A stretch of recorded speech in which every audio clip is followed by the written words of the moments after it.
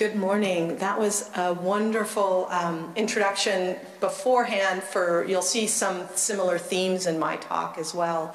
So first let me say how honored I am to be in Vienna and to be in Austria. In San Francisco, we like to think of ourselves as a member state of the EU. And I understand that in Austria, there's the member states of the EU, and then there are the federal states of Austria, which think of themselves as unique entities.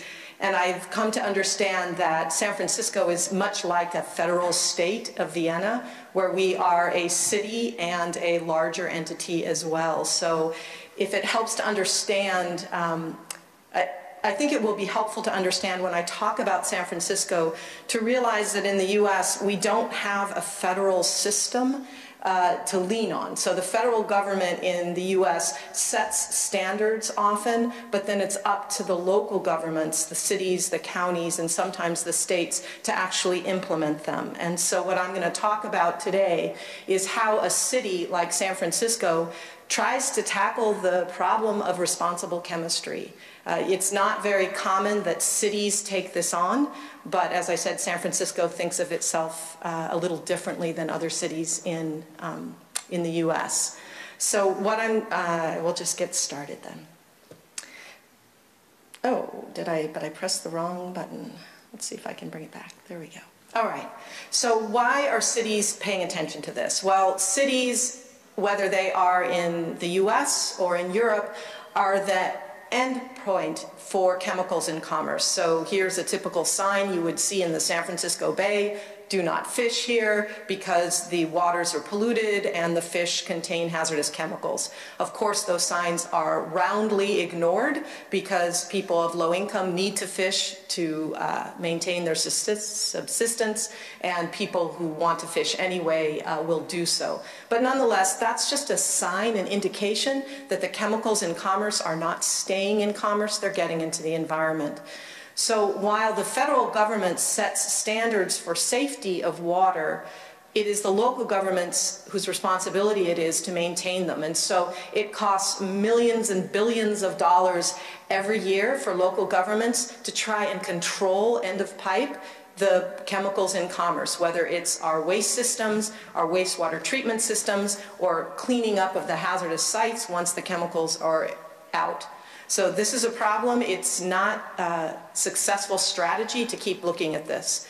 And clearly, citizens in San Francisco, just like citizens in Europe, are more and more worried about the fact that these chemicals are not staying in products, they're getting into our bodies, and they're demanding change. So what are we going to do as government agencies? We need policy tools that move us upstream, that get us to product redesign, because the end of pipe is clearly not working. Well, this is a problem for our elected officials because they are not scientists, they are politicians. And so when you come to them with laws that say we need to ban bisphenol A, or we need to ban phthalates, we need to get them out, they look at you with this blank expression and they say, that's for the scientists. I'm a politician, I don't understand what to do. So in San Francisco, what we did was we came up with an approach very much modeled on Europe to help our elected officials sort out the science so that they could make decisions to protect the environment that were also based on good science. And so what I want to do is explain in this one slide how San Francisco took the concept of the precautionary principle and boiled it down into a way that our elected officials could understand so that it could become the foundational tool that we used in environmental law. And this is how we summarize it in San Francisco, is we say it's all about the question you ask.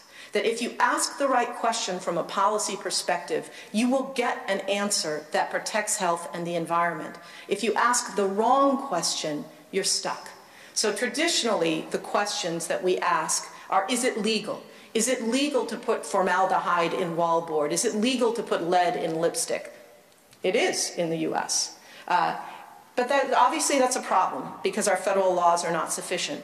But it's also not sufficient to ask, is it safe? Because the problem when you ask, is it safe, is it depends whose science you're looking at.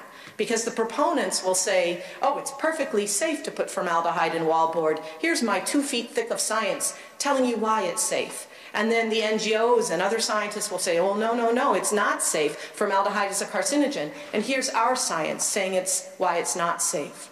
So the only answer to the question, is it safe, is more study, more study. And then you end up with what we call the paralysis of analysis. You just don't make any decisions at all. So instead, in San Francisco, we decided that a precautionary approach asks a different question. It asks the question, is it necessary?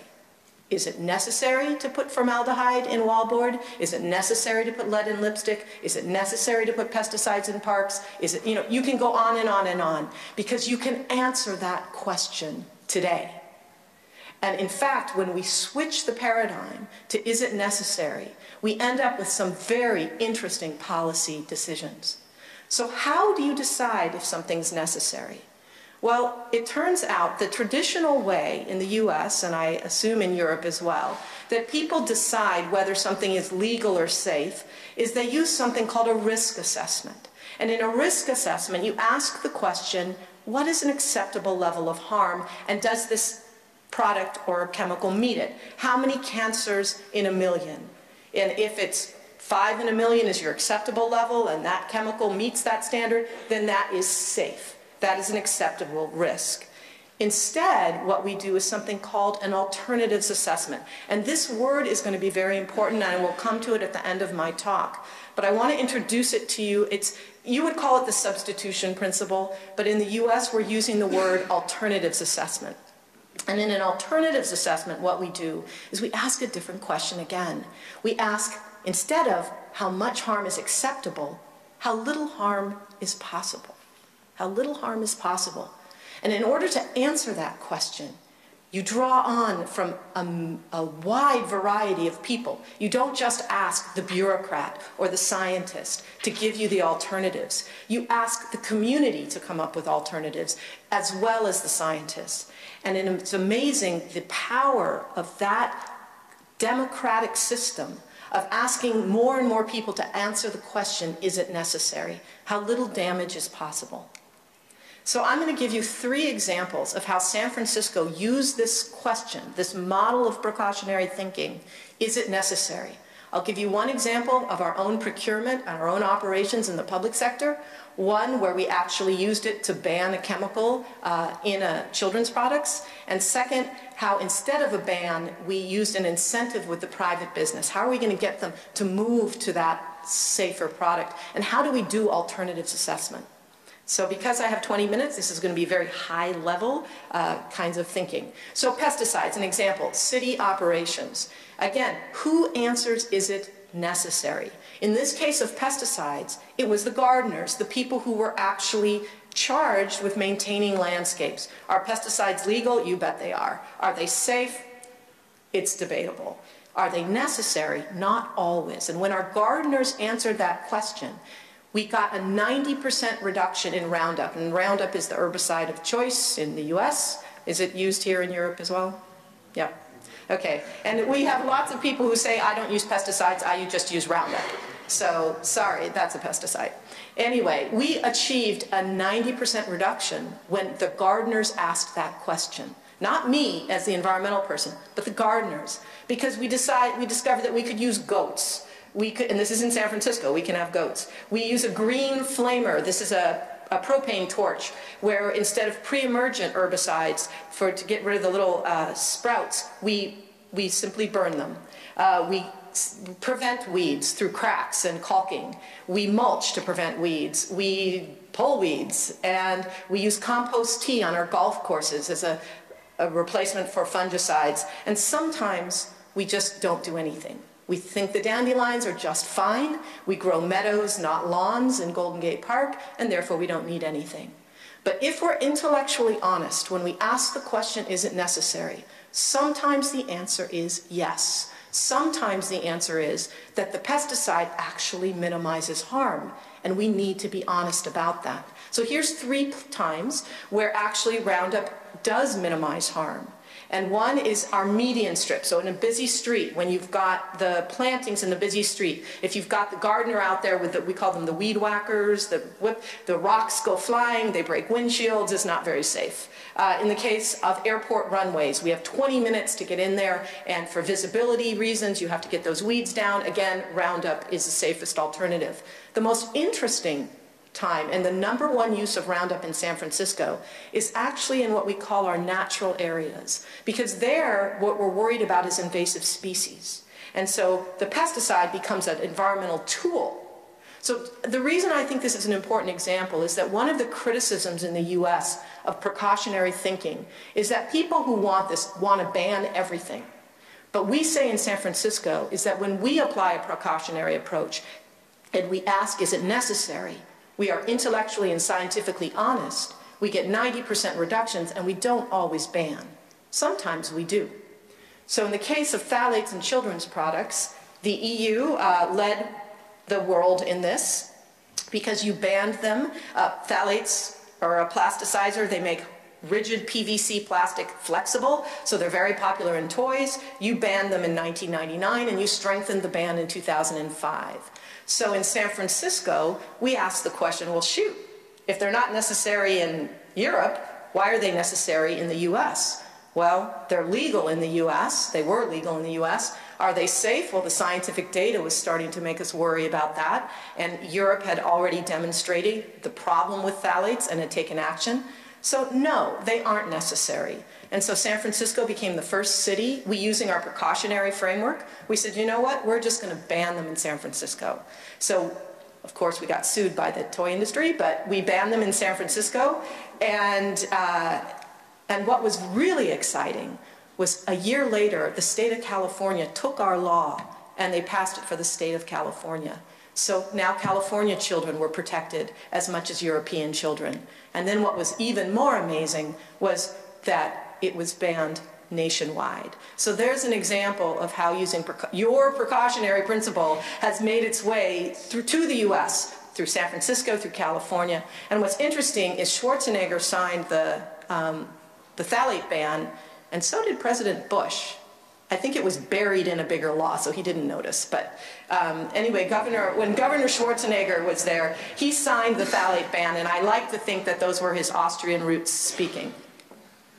So a third example I want to talk about is one that's a little more recent that we've been working on, and that is dry cleaners. So dry cleaners are everywhere in the US, right? I mean, all of our clothes say dry clean only on them, and so we all dutifully go to the dry cleaners. And it turns out that dry cleaning fluid is perchloroethylene.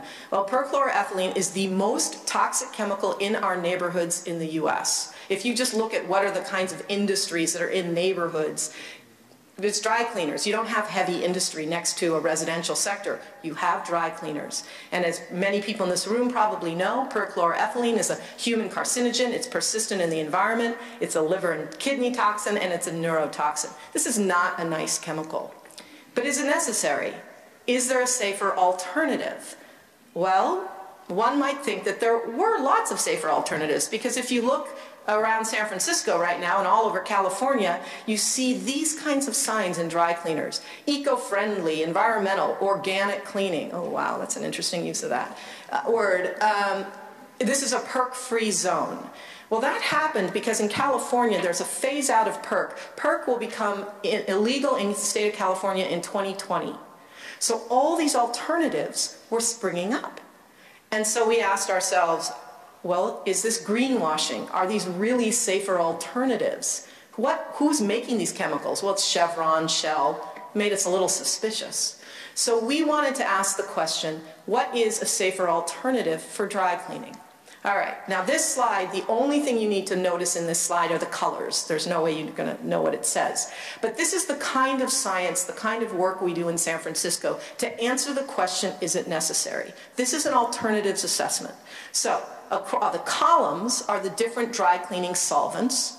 The rows are the criteria we use to judge, is it safer? So is it a carcinogen? Is it a liver toxin? Is it persistent? Is it an eye irritant? You know, we'd go the whole kind of realm of criteria. The red, obviously, would be color code nasty. The green is good. The orange is somewhere in the middle, but it's still problematic. The gray are data gaps. The gray are data gaps. So that's the problem that the previous speaker was talking about, is that we don't know the information enough. So what we did, because we're just city workers, is we went to our state health officials and we said, can you help us? Can you fill in those gray boxes? We want to be able to have a scientifically defensible outcome to tell to our small business community on what they should buy, but this is the kind of information we have that's publicly available. So in fact, they helped us, and it turns out the two green, the ones with the green, most green, if you go the columns, is CO2 and wet cleaning. The problem with CO2 as a solvent is it's incredibly expensive, and so it's not a practical thing for a small business owner. But in fact, wet cleaning was the safest alternative, and we could demonstrate it scientifically, looking at all the different factors.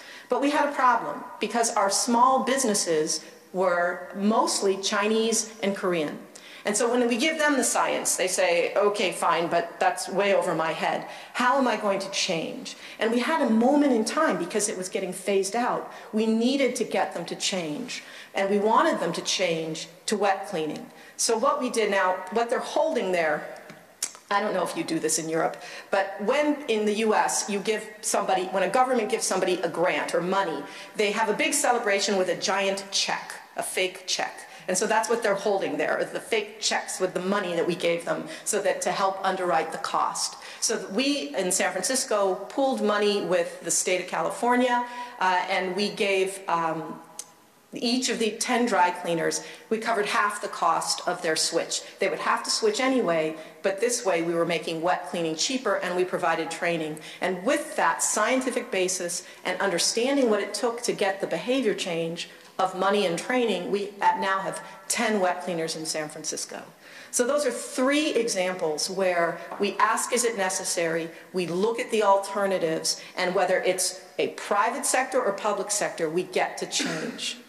So the problem with this approach is that it's chemical by chemical. And what is that light at the end of the tunnel? And now I'm going to start to meld into the previous speaker as well. So is the light at the end of the tunnel green chemistry? Well, those are the 12 principles that Anastas and Warner published in their book. And when a policymaker takes a look at those chemicals, or when those principles, or I take a look at them, they don't help me at all. I don't know what to do with them. Instead, we need really chemicals policy reform. And we're trying to build on your REACH. We're trying to say, what can we take from REACH and build on it? So in the US right now, we've got the state of California has AB, which is Assembly Bill 1879, and that is where we are trying to take from REACH what we can and apply it to California. And here's what the very, very short version of what's going to happen. A list of chemicals of concern is going to be generated. Then a list of products of concern is going to be generated. And we'll overlay those so that we will have chemicals in articles, you would call them articles, chemicals and products. And those that rise to the highest level will be required to undergo an alternatives assessment. And that's why I'm saying that word alternatives assessment, you're going to see it over and over again. The US is very much afraid of the word precautionary principle because industry has defined it in a crazy way, and so now nobody wants to use it. Instead, what you'll see is the word alternatives assessment. And when you see that word in the US, you will know what they're doing is they're looking at the substitution principle. They're trying to get at precautionary thinking. So I got a new job 2 weeks ago.